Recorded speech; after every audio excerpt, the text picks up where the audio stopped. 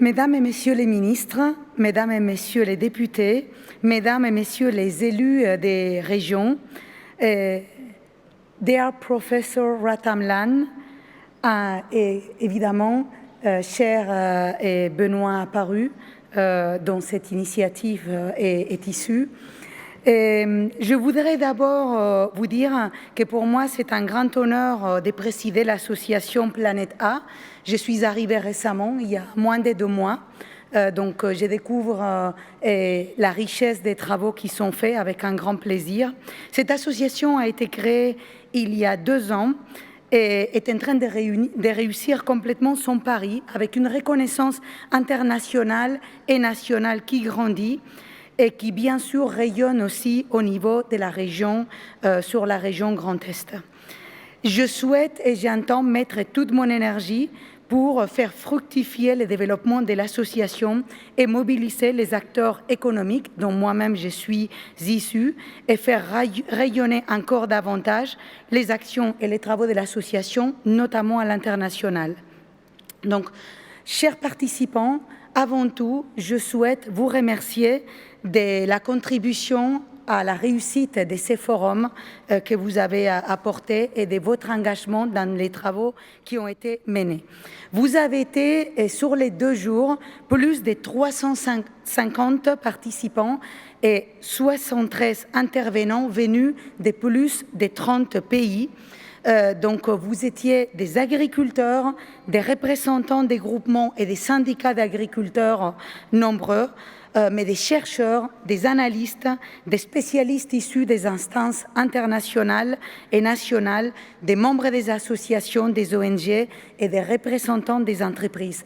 Donc, je peux vous dire que tous les acteurs de Planète A tenons à cette diversité des origines et des représentations qui sont vraiment la garantie d'une richesse des débats et des points de vue différents, et c'est comme ça qu'on peut construire des solutions ensemble. Vous avez été encore plus nombreux que l'année dernière à écouter, à débattre et à échanger sur les thèmes qui avaient été proposés par les comités scientifiques et qui nous est très cher et qui est essentiel: la terre, matière, planète, la qualité des sols pour la santé du vivant. À travers ces discussions, la problématique des sols a été traitée sous différents aspects et dans toute la globalité. Donc, on a vu des aspects politiques et géopolitiques qui sont essentiels, des aspects économiques et sociaux, des aspects alimentaires et sanitaires, mais aussi climatiques et technologiques. Je voudrais saluer la richesse de ces échanges et la pluridisciplinarité de ces débats qui se sont déroulés tout au long du forum. Ils confirment quelque chose qu'on savait tous déjà, parce que sinon on ne serait pas là, c'est que l'agriculture est une source de solutions et qui est aussi au cœur des grands enjeux de notre humanité. Donc, il confirme aussi que nous devons avoir tous une approche globale des défis climatiques, économiques et sociétaux, et politiques aussi, géopolitiques, auxquels nous devons faire face. Et c'est vraiment notre responsabilité collective et elle est immense. Ça a été dit à plusieurs reprises, mais je pense qu'aujourd'hui, on est tous convaincus que nous sommes la première génération qui peut encore sauver la planète, plutôt sauver les vivants, parce que la planète sera toujours là, même s'il n'y a plus de vie sur elle, mais qui peut sauver les vivants sur la planète ou, au contraire, la détruire. Donc, aujourd'hui, c'est un moment clé. Le philosophe Michel Serres, qui est malheureusement disparu récemment, le soulignait: nous vivons un changement décisif comme le monde en a très rarement connu. J'irai même plus loin, comme le monde en a jamais connu. Le rapport IPBES, qui a été rendu public en mai dernier, alerte sur l'extension massive de la biodiversité dans le monde. Et cette extension massive est malheureusement en cours. Elle a déjà démarré.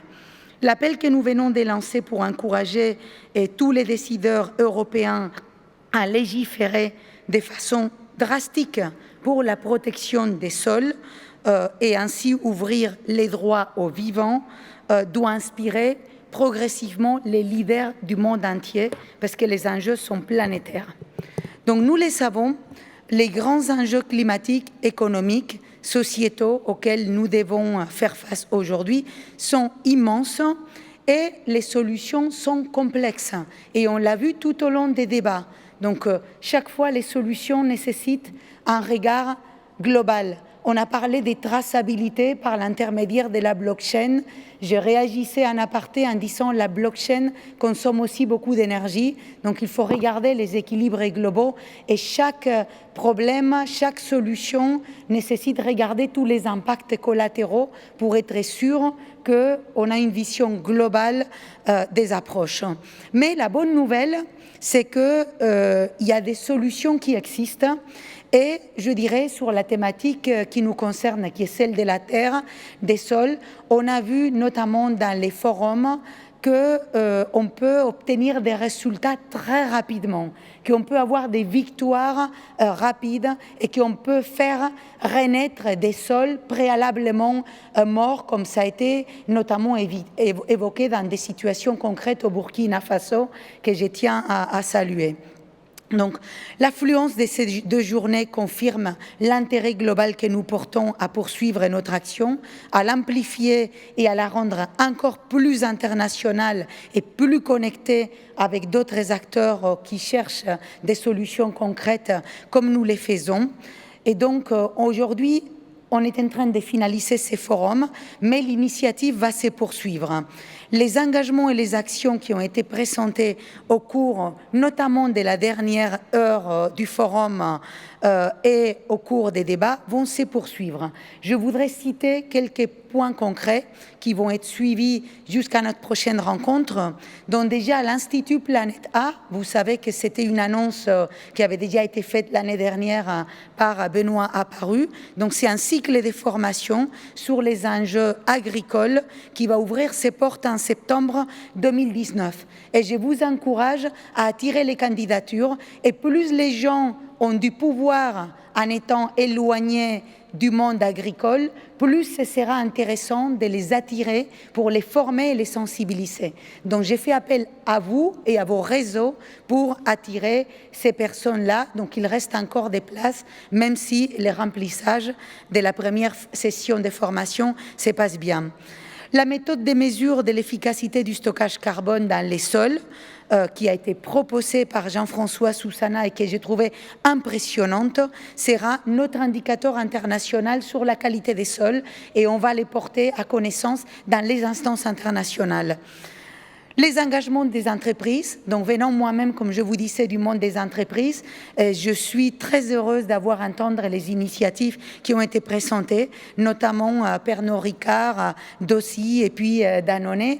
Et puis ce que je peux vous dire, c'est que les engagements des entreprises, ça ne peut pas être des paroles dans les vides. Les entreprises, on est contrôlés, donc on est obligé de produire des rapports qui intègrent nos engagements sociétaux. Et quand on prend des engagements sociétaux qu'on ne prend pas en compte réellement dans les indicateurs, on est puni par les instances financières actuellement. Donc je tiens à dire que ces engagements qui ont été pris par les entreprises seront respectés parce qu'ils n'ont pas d'autre choix que les respecter.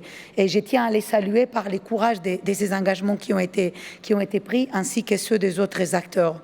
Enfin, les tests de l'engagement pour les zéro net artificialisation des terres appuiera les prochains projets de loi sur les fonciers en préparation au ministère de l'Agriculture et de l'Alimentation. Ce ne sera pas facile à soutenir parce qu'il y a beaucoup d'acteurs qui vont parler des enjeux de construire et de développer l'habitat, mais il va falloir les pousser dans l'intérêt de tous. Et puis l'appel pour des mesures contraignantes de protection et de défense des sols sera porté aussi à des instances européennes et mondiales. Enfin, comme l'année dernière, nous partagerons avec vous tous et très au-delà, les livres ouverts pour les forums 2019 qui sera rédigé à partir des échanges que nous avons eus tout au long de ces 2 journées. Et il sera aussi porté à la connaissance de toutes les parties prenantes du monde économique, agricole et environnemental. Nous espérons qu'il va nourrir les prochaines rencontres internationales sur les questions climatiques telles que la COP 25 qui se tiendra au Chili et à laquelle je serai moi-même présente, qui aura lieu début décembre 2019, et la COP 15 sur la biodiversité qui se tiendra en Chine à Kunming en 2020 et à laquelle j'assisterai également. En attendant la 3e édition du Forum Planète A en 2020, dont je ne peux pas vous annoncer les thèmes parce qu'il sera décidé par les comités scientifiques du Forum, comme c'est l'usage et à qui j'accorde toute la confiance pour faire les choix les plus judicieux. Je vous annonce les dates pour que vous les notiez désormais dans vos agendas. Ce sera les 3 et 4 juin 2020, ici même. Nous avons de l'ambition pour Planète A, car il s'agit d'être à la hauteur des enjeux qui sont mondiaux et je compte sur vous toutes et tous pour en être des ambassadeurs et pour faire que les changements se produisent réellement. Merci beaucoup et à très bientôt.